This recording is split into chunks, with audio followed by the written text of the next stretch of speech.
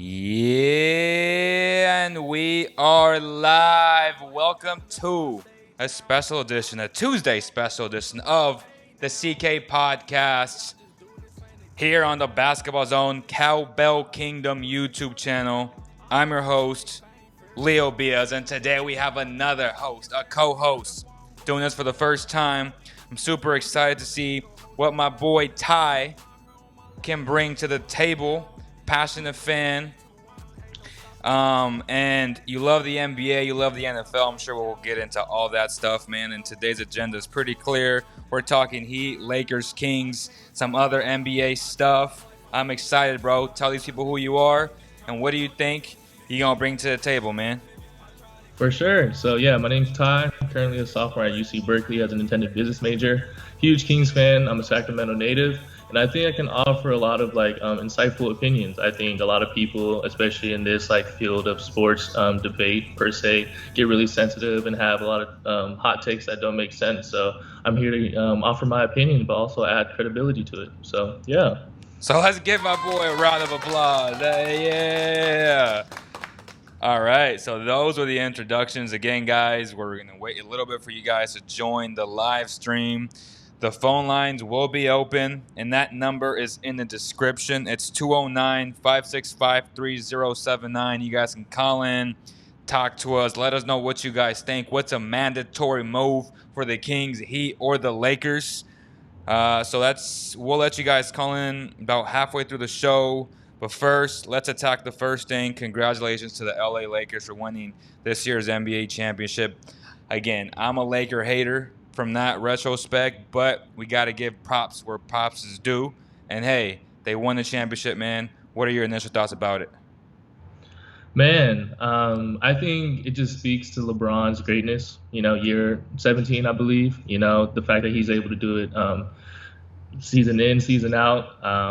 But I think something we also got to see was, AD's growth.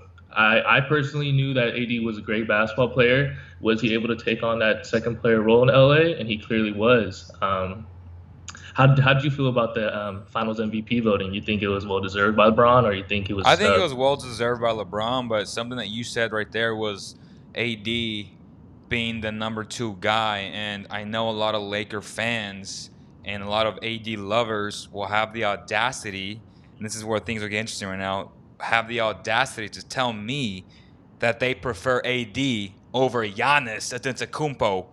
Like if Giannis isn't a 2-time MVP, is only, 25, 26, has an abundance of time, he's not glassly shaped like a AD who gets injured all the time, except for this year, so props to him. But he's notoriously known for always getting injured. And then Giannis, to me, is the real deal. And when someone says that AD is on his level, I kind of laugh because AD was nobody before LeBron James. And I'll never deny his greatness in terms of his talent. Like, his talent is A1, make no mistake about it. But in terms of being a leader and being a number 1 guy, the jury is still out there, man. So how do you feel about that? Is it more with LeBron or is it more with him? Because I don't see him being a number 1. And if he's your number 1, you're not going to win an NBA championship. Now, with Giannis, I think that it's only a matter of time before he leads his team to an NBA championship. You think so? I don't know, man. Giannis has fell short these last 2 years. He's 26. But I don't know, man. Like, you look at a guy with Jimmy Butler. Who do you think has a better supporting cast, Miami or Milwaukee? Miami, right? By a long shot. And they're also just leaning on a bunch of rookies, and they also just have a better organization as a whole. You have to consider that, right? But they have a great head coach, like the best head coach in basketball. So let's pose this question: do you think if Jimmy Butler and Giannis swapped roles, you think Miami wins the finals? Yes. Really? Yes, 1,000%. And this isn't even a hot take. This is 1,000%. They'd win the championship. Make no mistake. You telling me you put all these shooters, elite shooters, with elite wing defenders with Giannis? Come on, man. That's crazy. And that's my point, that his second best player, his Robin, is at best a third best player on every other team. Like, I love Chris Middleton. I love me some Chris Middleton. I love him on the Kings. But the fact of the matter is, he should not be your number 2 ever if you plan on winning the NBA championship. Now, you flip that and you say, well, AD is a perfect number 2. That's my point. AD as a number 1 would be a whole different story. Like, say you even put AD and Bradley Beal. Just as a hypothetical, if LeBron tomorrow says, I'm done with basketball, I'm the GOAT, whatever. You telling me that AD and Beal will lead the Lakers to a championship? Come on, bro. Like, No, that's crazy talk.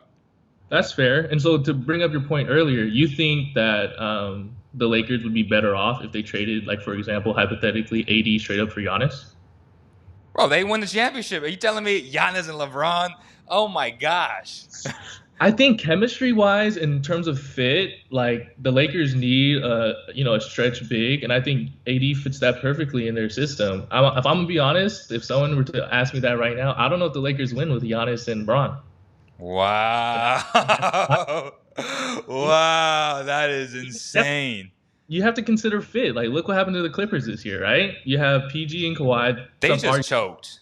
Yeah. And it wasn't fit. It was just an abundance of things that happened, like the COVID situation, like Lou Williams going to the strip club and getting suspended, like Montrez's grandma passing away, all these little things, and then PG and Kawhi not playing the entire season together, and they never really built that cohesive unit that we thought we would see. Like, they thought they were the Warriors in the sense that, oh, we can turn it on at any point. Fact of the matter is, man, it wasn't like that. It didn't turn out that way. They never played together. The Lakers were together all year. LeBron was playing heavy minutes all throughout the season. I mean, this dude is in year 17, but yet he understood the importance of playing together alongside AD. And these cats over here are like, nah, we'll wait till the playoffs. Hey, guess what? It was too late, right? Yeah. I just think if you look at Giannis's fit with the Lakers as opposed to AD's, I think AD just fits that system better in terms of being a big that can shoot, right? Giannis can't shoot. Let's establish that very clearly. So from a statistical standpoint, they're not far off each other. Yeah, no, for sure. But in terms of what they bring to the table, I don't know if Giannis provides as much to the Lakers as AD does. I mean, AD shot at what, 32%? Like, Giannis shot like 29, 30, like that, and then he shot more threes. So it's not like AD is a great shooter either. And this other guy is a better defender by far. Like, Giannis is a better defender by far. Giannis is taking that game winner though that AD did. You don't know that though. No, he's not. Oh my god. Giannis is. You think Giannis is the closer for that Milwaukee team? It's Chris Middleton by far. When the game, we don't know. He played 29 minutes a game. I don't know. Like, I just think if you're the best player on the best team, you should be taking that game-winning shot. And it's always Chris Middleton taking the game winner. So was AD the best player on that team? No. Right, there you go. But there you go. Understand LeBron's perspective, right? LeBron's never, you know what I mean? LeBron has always given up that game-winning shot. Look at Danny Green, Game 5. You know what I mean? So in terms of fit, I don't know. I just think that AD just has a better fit with the Lakers as opposed to Giannis. Okay, so it seems like we're not going to agree on that, and that's okay because I feel like the Bucks are one piece away, and by that I mean if they go out and they trade bum-ass Eric Bledsoe for, say, Chris Paul, then, hey, guess what? You got Chris Paul and Giannis in that pick and roll. It's going to be the most deadly thing ever because if you're a defender and you cheat on the roll, hey, guess what? The mid-range king will hit you with that shot, and he'll hit you with a step back too. So if you give him a legitimate number 2, we're talking about the Bucks going to the final. Now, if they win the championship, it's a whole separate conversation. But Eric Bledsoe was a mistake, and they chose him over Malcolm, which is a huge mistake. I don't get it till this day, but they did it, and they know they made a mistake. So now they're going to try to rectify it. I hope they go out, and when they present this to Giannis, when they meet up with him again later and maybe in a few weeks or in a month, they're like, hey, man, we're thinking of going over the luxury tax. We're thinking of getting you a legit number 2. That way Middleton slides over to the 3, and now he's averaging 20 points a game. But you still have another bona fide stud who can lift you guys when you guys mostly need them. And if the Heat want to make a wall and stop you, that's okay because now you got a legitimate guy here that can hurt you in different ways. Now, you telling me that Eric Bledsoe was that guy? Absolutely not, and that's my point. His supporting cast wasn't that good. And the fact that Bud has choked in the playoffs, I feel like every single year, he wasn't playing them heavy minutes, which just didn't make any sense. I felt like, bro, like this ain't the regular season, and you should not be playing your best player 29 minutes a game. You should be Yeah, playing him 35 to 40 minutes a game because he's young exactly. enough. He wants to play those minutes, but at the same time, he can only do so much as a player because the coach is going to dictate how much you play. Um, but that's what I think. If they get a Chris Paul, man, they'll be right there again. And even with Giannis alone, they're going to be a contender for the next 10 years, right? Uh, I just, for me personally, I don't know if Giannis has it in him to take him over the top, and Were that's you just where saying that about LeBron James too, though? Because it took LeBron James a while in terms of what. in terms of winning the championship. Like he had to go to the Heat to win a championship. Like That's I'm fair. not questioning his greatness. Like that was me saying LeBron's a man when you know what I'm saying. Like before, he don't have it in him. He's not a killer. I was like, no, just wait. Like it takes time. It takes I time. I don't know, man. I feel like that Cleveland supporting cast in his first stint in Cleveland was not even comparable to what Giannis has in Milwaukee. Is Giannis' supporting cast way better than that Cleveland first stint? I wouldn't say that, but they're I think they're definitely better. You're right. right. And so I think we can kind of segue to the next topic. I think Giannis might need to go to Miami to get his first chip, but that's just my So opinion. What do you're you think about saying that? he's taking LeBron 2 point, like he's taking the exact same route. I mean, I don't know if Milwaukee's going to be able to get Chris Paul in like a timely manner, or even with the whole contract situation. He has one of the worst contracts. That's like what he's getting, what 45 mil a year, 40 Mm-hmm. mil, something in that Mm-hmm. range. Um, that they might even need to give up a Middleton just to make the cap space work right. I don't know the whole cap space situation in Milwaukee, but in all honesty, man, I was reading up on it, and Miami didn't trade for Gallinari this offseason because he won a guaranteed contract in the summer of 2021. Coincidentally, the same summer as Giannis is available, you know? So I don't know, man. I think Giannis can put Miami over. I could see a Miami 2.0. What's your thoughts on that? Oh, facts. Like if he goes to Miami, they're winning chip, and make no mistake about it. And again, if you're adding a Giannis to a Jimmy Butler, a Duncan, Tyler, an Iguodala, a Bam, right? A Bam Adebayo, who is arguably the best player on that team. At least the most important player on that team, because as Jimmy Butler said, he is the engine of this team. Make no mistake about it. So you're telling me that you're gonna add arguably the best player in the game in Giannis to an already great team in the Heat? I mean, that's just unfair to me. That's worse than when LeBron joined Dwayne Wade and Chris You're Bosh. kidding. No way. What? There's nobody established on this Miami team right now. They have what, a Tyler Hero, Duncan Robinson, and Bam Adebayo that you never heard of prior to this season, and Giannis going there to create his own thing. I feel like Dwayne Okay, Wade is and Jimmy Chris Butler a Bosh top were, 10 player in your eyes? yeah, for sure. Okay, and is Giannis at least top 3 in your eyes?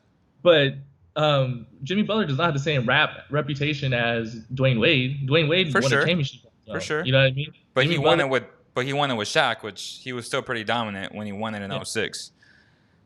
And I, then I get it. But at the right, same time, you're adding a 2-time MVP to an NBA Finals team. Like LeBron went to a team that was a playoff team, right? Like they had to add Chris Bosh and LeBron to then become a championship. Like this is already a championship team. Now it's kind of like the Warriors adding KD in a sense.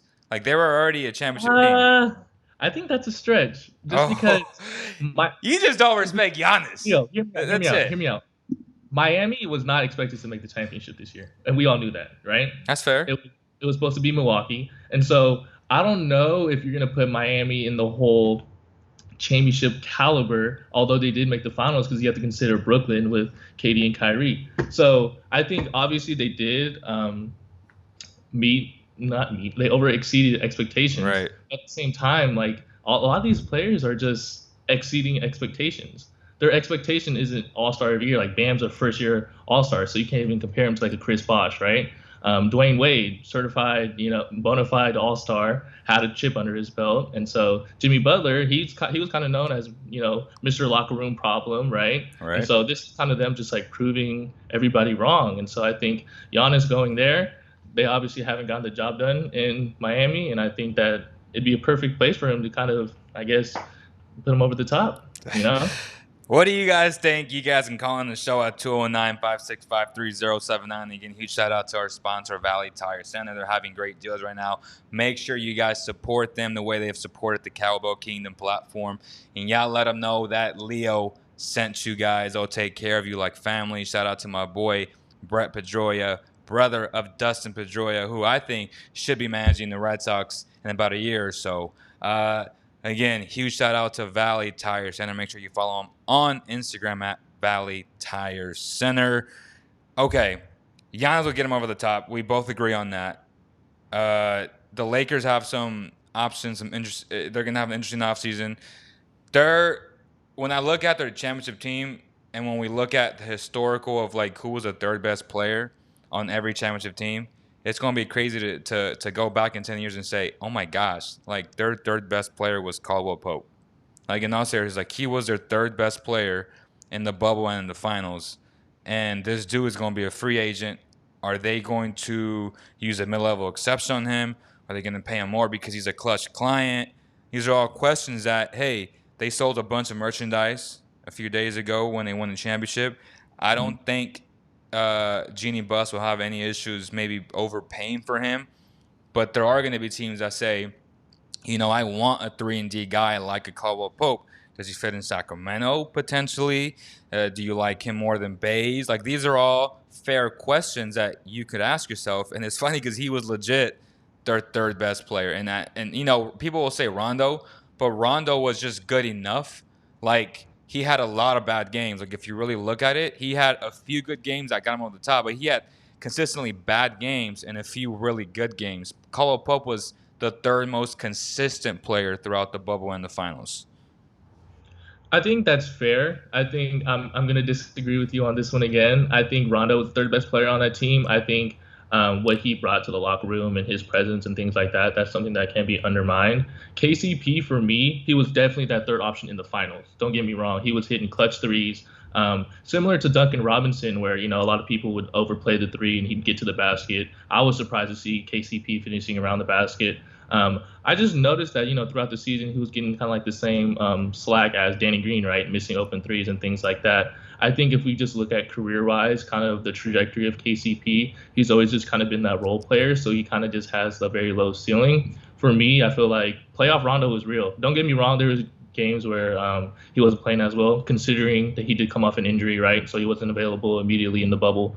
But I think something that a lot of people didn't really take into consideration was that game-winning three by AD. And the whole behind the scenes about that, I was watching kind of like the interview with Rachel Nichols, right, subbed himself in, made that pass with Jokic in his face. You know what I mean? That's not a pass that's easy. So I think with everything that Rondo brings, I think playoff Rondo is real, and that he made it a lot easier for them in that series. But don't get me wrong. Playoff KCP, Rondo with an Anthony Davis and a LeBron James. Like, let's add some context to that because playoff Rondo doesn't exist on a different team. Like, playoff Rondo doesn't exist on the Heat. There's just no way. They didn't have a guy that you can just throw the ball to and get you a bucket and inside the paint. Like, playoff Rondo only exists with the right context and the right teammates around him. And that's why that's why he wasn't the third best player on this team. And his inconsistency throughout the year shows that. Like, the third most consistent guy was KCP, and that's what I mean when I say this Laker team, everything went well for this team. Like, the Clippers choking on that, like they would have lost to the Clippers, and that's a fact because they were a nightmare matchup, just like the Heat. Like, if the Heat were healthy, like that first game was an adjustment. It was a fill-out game, and it just happened that Dwight Howard went on there being dirty and just trying to hurt everybody. Like, that's what he did. He banged up Bam. He banged up Dragon. And next thing you know, they're playing with two of their top three players out. So everything went well for the LA Lakers. Again, I'm not discrediting. I'm just being honest and just stating the facts that a lot of things went well. They didn't face their nemesis in LA, and that would have been a hell of a series. I think it would have went 7, but I just think the ability of a Lou Williams, a PG, well, not like that PG that we saw a lot throughout the playoffs, but like a real PG, and then Kawhi would have been enough because we saw what a good zone did to Anthony Davis in games 3, 4, and 5. Like he was almost non-existent to some degree. Like he wasn't as dominant in the first 2 games because they adjusted to him. Now imagine that with Kawhi and with all the bigs that they had. Like the best big was Bam on the Heat. Like they had no size whatsoever, Hmm. and the Heat did. I mean, and the Clippers did. So again, it was a cop out for me. I was happy for Mike Malone and the Nuggets, but I said it as soon as they lost Game 7. I was so upset. I'm like, oh my god, Lakers are going to the finals in 5 games, and that's exactly what happened. Um, I think something to entertain a little bit though is considering the Clippers' performance against the Denver series. Do you think that we could, I guess, consider what if they have that same performance in the Western Conference Finals, right? Let's say they get past Denver, and then what if the Lakers were to knock them out in 5 games or something like that? No You know what way. I'm saying? No way. So I just feel like you have to entertain that thought. You know what I No mean? way. The fact that the Clippers melt down like that against the Denver Nuggets, Right. a team that already came back from 3-1 with young players and you know what I mean, not really notable all stars. Like Jeremy Grant's like their third best player. You know what I mean? So if they have that same performance in the way that PG was playing, I don't know, man. All I right. really don't know. So we got the first call of the show. Welcome to the show. All right, thank you. This is Ryan. Ryan, what's up, brother? How you doing? How you doing? We're messaging well. Well. What do you want to talk about today, brother? We're talking about free agents. And all these things. Go ahead. Go ahead. Let's do it. Yeah, I don't know the answer. I don't even want the answer. It's that we are a talent team for sure. We have a lot of players that other teams would value. I think a lot of people talk about fit and roster construction and all that, but I think from an identity standpoint, like seeing players like Jimmy Butler, and this may sound like a cliche, and people may hate on me for saying this, but I think we have the talent, and I don't think we have kind of that dog necessarily to up-level the whole team. I think Luke is definitely a players coach, and he's a nice guy, and it seems like Alvin Gentry is a nice guy too. So like our DNA seems pretty nice. So there's a theory of like some people say do a fire sale, you know, and try to form the perfect team. We're in a small market. I think that's pretty hard. I think there is value to becoming competitive and then acquiring free agents over time. And I don't know. This may be an unpopular opinion, but I think something like Demar Derozan could be maybe realistic and could really help. I think why. Or should I pause there? What do you think? Should I keep going? Did you say Demar Derozan? Yeah, potentially. And I'm just kind of picking names out of a hat, but I feel like from a profile standpoint, that's the type and the tier of player that would improve our team, could play both ways. I think one of our biggest needs is a pressure relief valve for Fox, like another option that can just go get a basket if they need to. Okay. And can also ball handle. Okay. Then on the wings, I'm not saying he's the answer to anything. Okay. So I'll definitely take your question off the air, brother. Appreciate you calling in, and we'll discuss it right now. The idea of a DeMar DeRozan. Appreciate you calling in, bro. Yeah, cool. Thank you. Be good. All right. So DeMar DeRozan. Honestly, man, I'm not his biggest fan. I'm like the biggest DeMar DeRozan hater, and I think he'd be an awful fit here, especially with Fox, because DeMar DeRozan, in reality, wants to shoot long twos all the time, and he just doesn't fit. Like, I understand, like, the idea, the profile nationally. Oh, DeMar DeRozan is an all-star, but in reality, he really isn't because he played in the East for a long time. Although the East got better when he left, but now that he's in the West, he's just an ordinary player, in my opinion, right? Yeah. I think what I would see out of DeMar DeRozan coming to Sacramento is similar to what we saw when we got Rudy Gay from Toronto, right? Facts. Right? Facts. An established wing that, gave you solid, 18, 20 a night. Really didn't really get us over the hump. He just kind of did what he needed to do. You know what I mean? He didn't really blossom into anything more than that. And you got to consider like what DeMar DeRozan has been in his career, right? Kind of like that second-tier player, can really get his team over the hump in Toronto. And I think at this point in his career, right, this offseason with him having a player option, I don't know if he's going to, waive that player option and come to a developing team. If anything, I think an idea that we could entertain is DeMar DeRozan back to Toronto. What do you think about that, Leo? I like that a lot more, most definitely, but that would almost require them to not sign my boy Leo Vanvleet, right? Because Leo Vanvleet would then have to go to the Suns, and then Vanvleet with the Booker and the Aiden and the other wing that's Bridges, then that'd be a nice squad. Like that's exactly what they need. I think he's better than Ricky Rubio. He's a younger Ricky Rubio. He'll give it to you on both sides, right? On both ends, and he can play both guard positions, something that Ricky can't. So if I were the Raptors, I wouldn't entertain swapping VanVleet for DeMar DeRozan. I know DeMar DeRozan just recently came out and said, man, like, was I the problem in Toronto? I don't know if you saw that quote. And I feel like he was the problem in Toronto. Like, no disrespect to him, but I feel like he was the problem in Toronto. Yeah.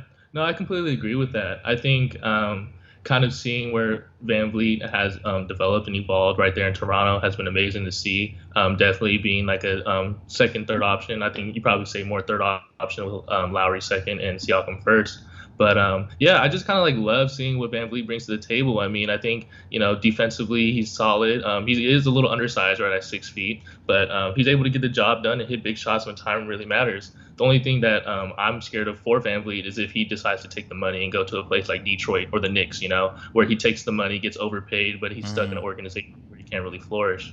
I think it's interesting how you bring up Phoenix, though. I think especially with their background, their history recently, especially at the state of Sacramento, how can we emulate something similar to Phoenix? And I think what exactly happened in Phoenix in the bubble, going undefeated, is something that us Kings fans expected, So real quick, so if I was a Kings and I saw that the Suns were interested in VanVleet, which the Kings should too, but if say that he's higher on the Suns, then I'd be like, hey, I'll take Ricky Rubio off your feet. Because now he's my backup point guard and a very viable option for De'Aaron Fox to back him up just in case something happens like it did this year where he was injured. I trust Ricky Rubio over Corey Joseph 10 out of 10 times. Like, bye, Corey. I like him as a person. As our caller said, there's a lot of nice guys on this team, and there isn't enough dogs on this team. And I feel like Corey's one of the nicer guys on the team. And, again, I like him as a person. But when it comes to basketball talk and actually criticizing them on the floor, he hurt the team a lot offensively. And he wasn't as good defensively as a lot of Kings fans thought. Because if you really watched him play, he would commit some silly-ass errors defensively, like biting on Rajon Rondo's shot. And he did that a lot to a lot of players where if the scouting report says they don't want to shoot the ball, why would you bite on their shot? And that's just going back to fundamentals, having the right basketball IQ defensively. And then are you actually watching film? Because the only viable defender all year was Richaun Holmes. Like everybody else was super inconsistent or just flat out terrible. Let's just call it the way it is. And for his reputation, like he's not that good defensively. I'm sorry. The same with Shump. Like Shump, he was a theatrical defender. Like he'd act, he would slap the floor and do all this, like the catch you see at 24 Hour Fitness. It's like no, like bro, like, you'd get blown by every single time. Like stop it. Yeah. Hey, I just want to give a shout out to Shump, man. I appreciate Shump. I was talking to one of my friends when he first came to Sacramento, and he was like, dude, Shumpert is like a solid player. I'm like, dude, he's not going to embrace Sacramento. Like, he's going to want to leave, right? Tiana Taylor. He's going to want to go back to the market. But, I was super excited to see what he was able to bring. And I know you're probably not the biggest fan of this, but I'm not opposed to, maybe entertaining a little minimum contract Iman Shumpert, maybe come off the bench, offer a couple minutes for the Kings. Come off the bench like as a 14th man or like what? I mean, he ain't better than Baze. Wait, but I agree with that. But where his market's at right now, we could get him for virtually nothing, right? You know what I mean? Yeah, but at that point, what do you offer as a 14th guy? Like, you have no swag if you don't play. He was playing So so people were under the impression, oh, he brings the swag, but players don't like Harry Giles. Yeah, he a dog and he has a dog mentality, but if he doesn't play, he has no respect. And this Yeah. is just basketball 1-on-1. Like you can't be a dog and not play. Like you have to be a dog and play. And he wouldn't play Well, on this team. I think he could play. I mean, don't quote me wrong on this, but Udonis has him, right? I'm not saying he's Udonis has him. I'm not saying he has a history of Udonis has him. I'm not saying he has the reputation of Udonis has him. But he really brought a lot of the young guys together. And when you heard their press conferences after Amon Shumpert got traded, a lot of them were saddened by it. And that was, but that was mostly Willie Cauley-Stein, so no disrespect to Willie, but Willie was pretty bad. I mean, it is what it is. Yeah, no, that's fair. We can talk about Willie Cauley-Stein another time. I cannot stand his short elbow jumpers. They were so annoying. But yeah, I just think that Amon Shumpert coming back on a minimum contract could be really interesting. I'm interested to see what the Kings end up doing with Kent Bazemore. Is his contract? Oh, does he have a player option? What's his no? contract He's a free agent. Bogey is a restricted free agent. And I think this is a good segue to kind of transition into key off-season free agents, potential free agent signings. We can go 5 to 10 minutes. I'll let you take the reins on this one. For sure. So 2020 offseason isn't necessarily like the biggest offseason. Everybody's waiting for 2021. We can definitely talk about that later. Just to kind of like bring up the top 10 that I was able to find online. Anthony Davis, Brandon Ingram, Demar Derozan, Fred VanVleet, Montrezl Harrell, Gordon Hayward, Bogdanovich from the Kings, Goran Dragic, Davis Bertans, and Danilo Gallinari. So I think there are definitely a lot of opportunities for a lot of role players to make moves. I don't know if there's going to be any big splashes. We're considering that AD is going to be re-signing in LA. I think the big option here is really, we've heard a lot about VanVleet and Harold. So Leo, what do you think about them, and what do you think about their possible destinations? For VanVleet and for Harold? Yeah, VanVleet and Harold. So definitely Harold's not coming to the Kings because we have our own version of Harold, right, with Richaun Holmes, who I think is actually better. In all reality, like I think the fact that Harold had Lou Williams off the bench and he played with such a great pick and roll player, which he wouldn't have here in Sacramento. So that really helped out his career a lot. And so I don't think he's an option for the Kings. And Richaun Holmes is so great defensively, and you saw when he went out how badly this team missed him. Yeah. That I value his defensive IQ.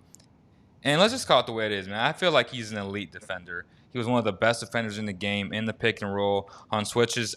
I could trust him switching onto a guard and be like, hey, man, if you score on him, tip your hat off because you're going to earn that bucket. Now, he's not AD because AD is so much longer and bigger, but he's like a shorter type AD in that sense where I feel comfortable with him switching.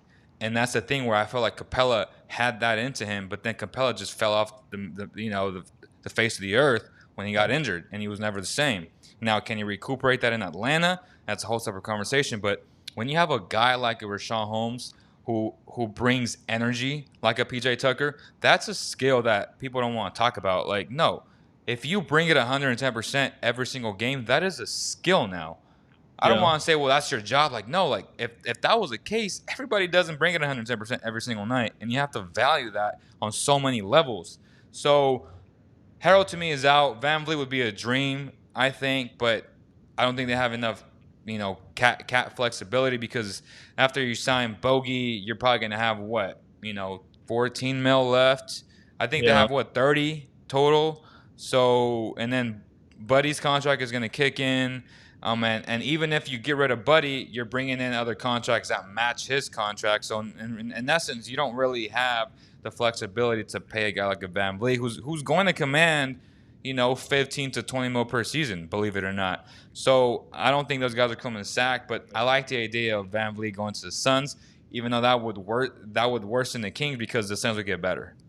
Yeah, I think definitely we're kind of in a big predicament here with kind of like our contract situation and what the amount of cap space we have. To kind of like talk about Bogdanovich, I mean, we offered him that 3-year deal, 3-year 51, I believe. And so his markets are going to be around 17, 18 mil. I think ideally we could probably bring him back for that price, and then we'll be chilling there. But I know when De'Aaron Fox was in the mix with the talk about does he deserve a max contract, the whole Stephen A. Max Kellerman were talking about it. Um, we're tied to these young guys. You know what I mean? Hypothetically, let's say we sign De'Aaron Fox in 2021 to his max contract, right? Let's just, I mean, Buddy's everywhere, but let's just say we're keeping Buddy. So our kind of where we're at is just Fox, Buddy, Bogey, and Bagley. And then we obviously have Harrison Barnes' contract as well. So I think when you look at that, it's difficult to say this is a playoff contender team. This is a championship contending team because we have all this money tied up to them, and there's really, nothing that's really going to help us out. I think we can kind of segue here into we've got to move Buddy in order to make something work here. And what are you thinking about that? So someone's saying, what are all these, as my boy Edward, what are all these idiotic articles from Philadelphia that the Kings should trade Horford for Buddy? Straight up, no effing way. Go ahead. They are smoking. They are Smoking literal, something, yeah. They are smoking little crack. That's crazy to think. I think it's just, especially with what Buddy Hield has done on social media, entertaining this. It's not a good look on him, but it's not surprising considering his behavior. Any of those Philadelphia article writers are smoking crack. We know Buddy's value, right? Like, right. Outside of Duncan Robinson, you know what I mean? Buddy Hield is... Yeah, he's the most lethal after Duncan. Like, you have Duncan, Buddy, Bertans, like the dudes who have straps. Like you look at these dudes, you're like, God, like these dudes got straps, super quick releases. They're gonna hit you, and you gotta stay on top of them.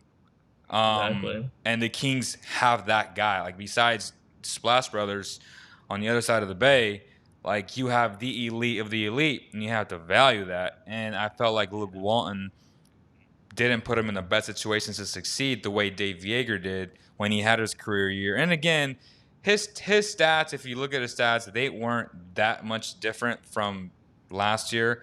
I just think that because the idea that he got paid, fans expected more. But the reality, it's like he didn't really drop. His role got bigger, and maybe he wasn't the best at his role. But again, why would you want him being your backup point guard and initiating your offense? Like, that's on Luke for putting him in those situations. And as a competitor, you're always going to say, yeah, coach, I got it. Like, yeah, like if you tell me to take on a challenge, what do you think I'm going to say? No? Like, I'm a punk? Like, no. Like, as a competitor, you can be like, yeah, I got it. Reality is, it's your job. The same way Bud would say, you ain't playing past 30 minutes, Giannis. It's Luke's job to say, you ain't touching the ball. You not bringing the ball up. But the reality is, he wanted Buddy to be that guy. And that's where so many of the misconceptions happen and so many of the Buddy hate comes from. It's like, no, if you use him like a Duncan Robinson, you're going to have such an efficient Buddy Hield. But we didn't see that. I know. I remember there was the report that came out how Luke Walton wanted Buddy Hield to evolve his game especially after his contract, right, and kind of be that number one guy. And we clearly didn't see that last season. And it's sad to see because, I thought Buddy Hield, especially with the 2018-2019 season, showed a lot of promise, right? But just like you mentioned, when you ask him to, step into this different role where, he's more of a shooter and he has to handle the ball, it just doesn't work out that way.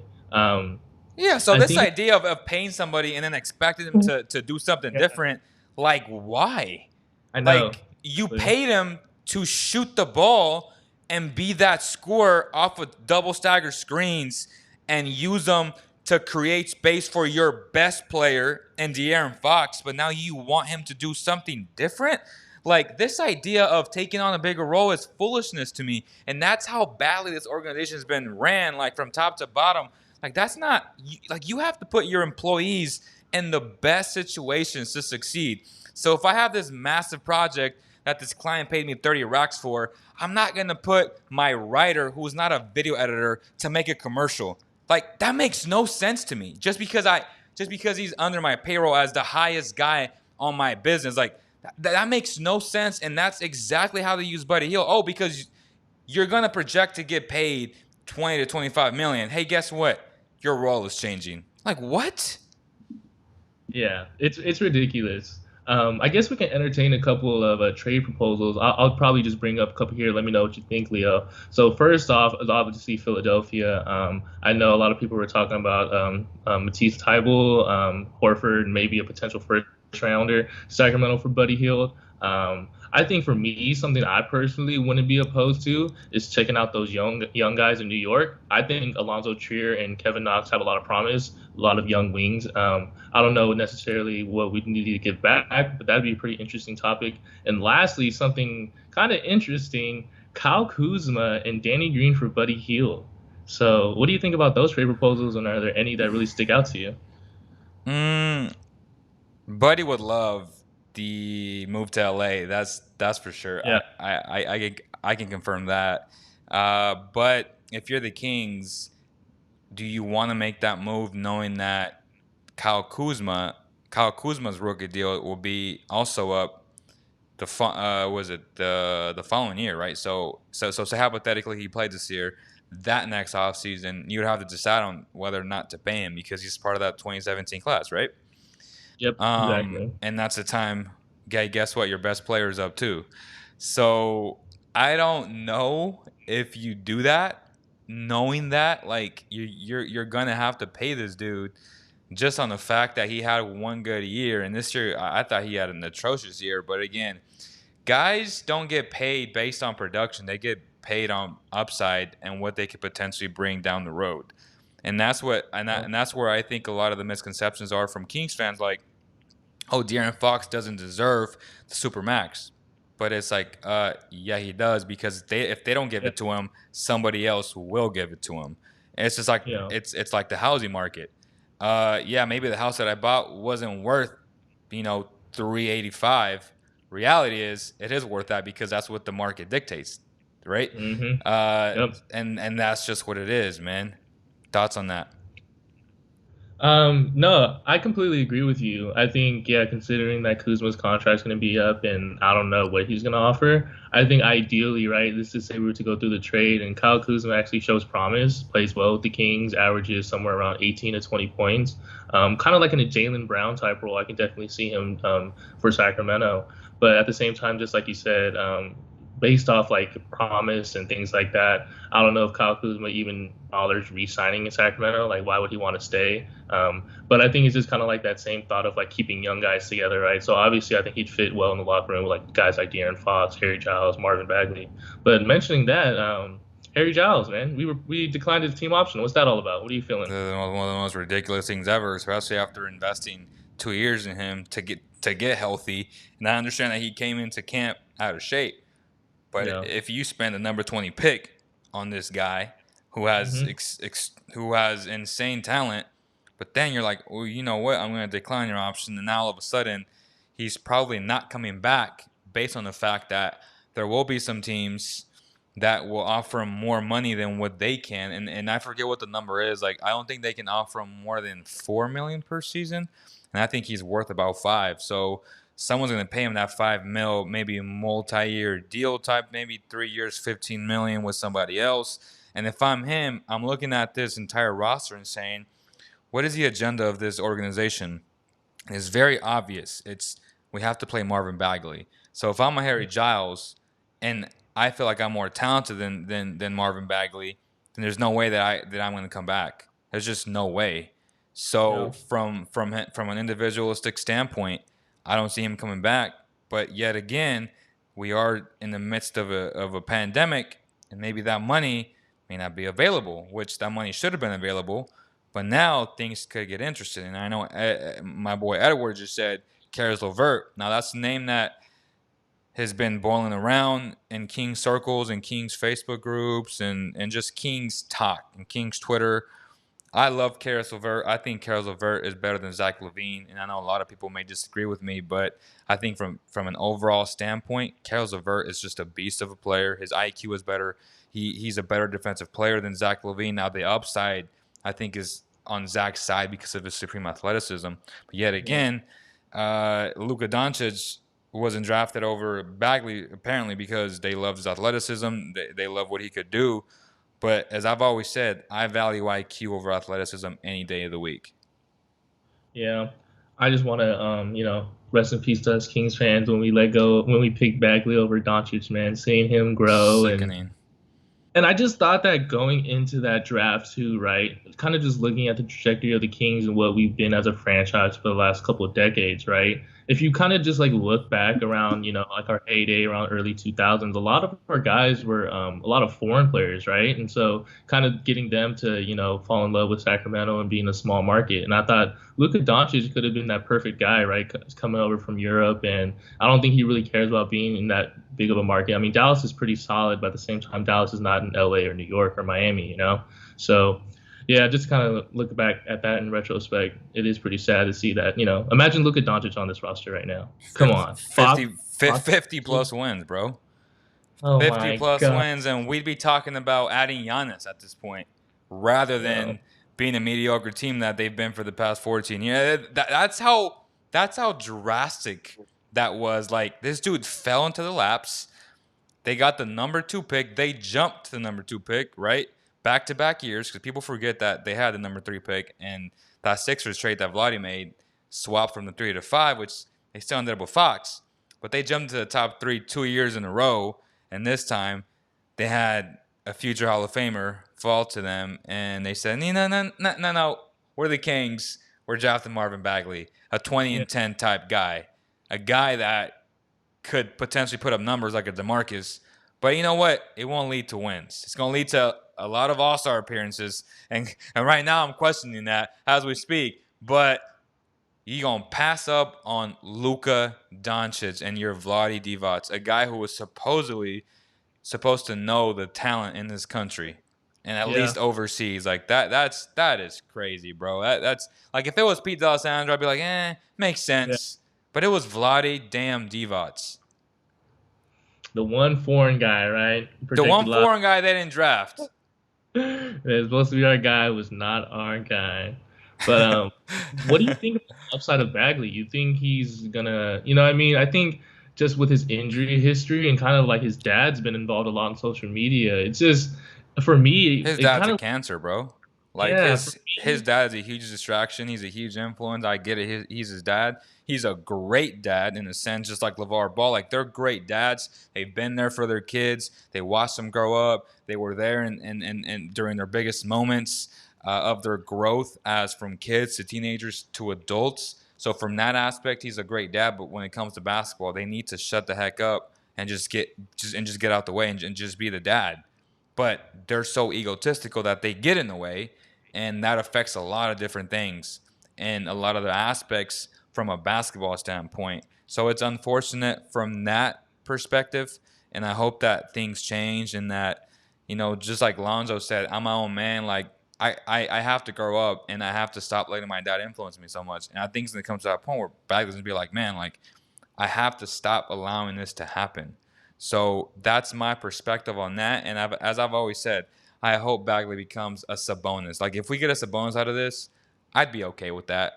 uh, But he's long ways from being Sabonis, like long ways. yeah, I completely agree. Like especially coming out of college, he just seemed like a very athletic big, right? Had somewhat of a jumper. I mean, his No three is still right hand. yeah, and it's just like, I mean, how many power forwards do the Kings have to draft to realize that this build is not what translates to the NBA? But I don't know, man. It's just I think just like from any Kings fan's perspective, seeing a guy not play and be a number 2 pick, and especially with kind of what goes on outside of the basketball court, I don't know if I mean, obviously he's really early in his career, so we're not going to give up on the guy. But I think it'd be great if Bagley can come out and say like he wants to be here. You know what I mean? Like De'Aaron Fox is always standing up for us and saying that, but when your dad's saying all this and you're injured and you're just kind of sitting there engaging in rap beasts with Dame Lillard, like what I mean? This is not what a small market team that's rebuilding and is young really needs. So hopefully we can see it out of him. I'm rooting for the guy. I mean, he's definitely have been down on his luck with injuries, but I'm looking forward to see what he has. I can definitely see a lot of potential with his athleticism.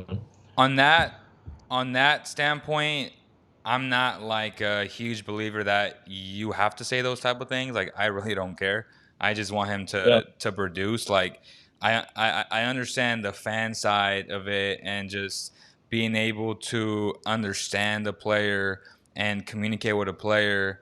And I get it, like, you should be posting about basketball, but you really shouldn't, because at the end of the day, if you put the work in and you're not publishing that, but yet your other hobby or your other love, your other passion is music, and I have no issues with that, like, at all. Like, him posting about his music career makes no difference to me. What I want to see is just improvement on the floor. Can he stay healthy? Now, a lot of people are the opposite. I mean, they're like, no, like, I want to see more basketball stuff. I expect you to show us what you're doing. But I'm like, I don't really care, man. I just want him to perform. We see Damian Lillard on a different level. He's by far the greatest athlete slash artist we've ever seen, and hopefully Marvin Bagley becomes the second best. Right? I'm hopeful and I'm praying that happens. Like, I'm not a huge advocate of, oh, well, screw him. He's not saying he loves Sac. He's not promoting his basketball stuff. He's just all about music. I'm like, yeah, I don't care, bro. Like, I just want him to perform. That's my take on it, though. Yeah, no, I completely get what your perspective. I don't want what my statements is, what I said, to be misconstrued. I think a lot of people feel like NBA players, right? They should be playing basketball 24/7. Right. But Yeah. You know what I mean? But that's not the case. Like, they have lives and they have families and they have issues just the same way we do. Yeah, I think from a Kings fan perspective, though, we'd rather have Bagley be in the media for, working out with Dame Lillard than, Sure, beefing with Dame Lillard.